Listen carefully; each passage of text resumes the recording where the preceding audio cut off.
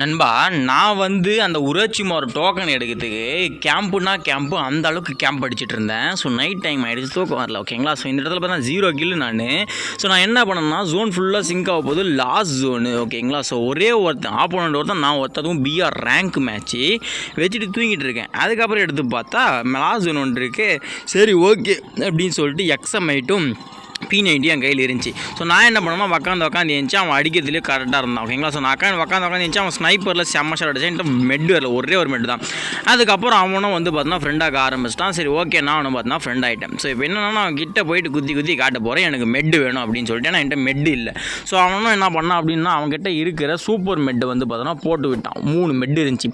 அந்த மெட்டு எடுத்து நானும் சுற்றிட்டேன். ஸோ சுற்றிட்டு என்ன நடந்துச்சு அப்படின்னாக்கா, அவன் சின்ன ஒரு மிஸ் அண்டர்ஸ்டாண்டிங் பண்ணிட்டான் என்கிட்ட இருந்து. நான் என்ன பண்ணேன்னா, டக்குன்னு P90 எடுத்து அடிக்கலாம் தான் போனான், அவனும் அடிக்கலை.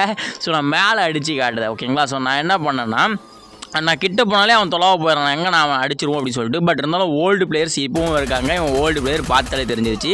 நான் மேலே அடிக்கிறத பார்த்து நான் அவனை தான் அடிக்கிறேன் அப்படின்னு சொல்லிட்டு அவன் நினச்சிட்டான். பாட்டு பையன், டே ஏன்டா இது கூட ஒன்றும் தெரியாதா, நம்ம இப்படி தானே பழகுவோம் சின்ன வயசில், அதாவது ஓல்டு எஃப்எஃப்ல. ஸோ நான் அகைன் மெட்டு போட்டுட்டு நான் என்ன பண்ணேன்னா, இந்த இருக்கிறது எல்லாமே பார்த்தோன்னாக்கா அடிச்சு நொறுக்க ஆரம்பிச்சிட்டேன்.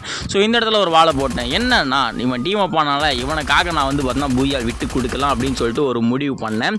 ஸோ அதனால் என்ன பண்ணேன் அப்படின்னாக்கா, இதை கொஞ்சம் அடிச்சுட்டு சரி ஜோனில் போய் நிற்கலாம் அப்படின்னு சொல்லிட்டு ஜோனில் போய் நின்றுட்டு ஒரு வணக்கத்தை பார்த்தோன்னா போட்டேன். ஓகேங்களா? ஸோ ஒரு வணக்கத்தை போட்டு ஃபைனலாக பார்த்தோன்னா அவனுக்கு பூயா எடுத்துனேன்.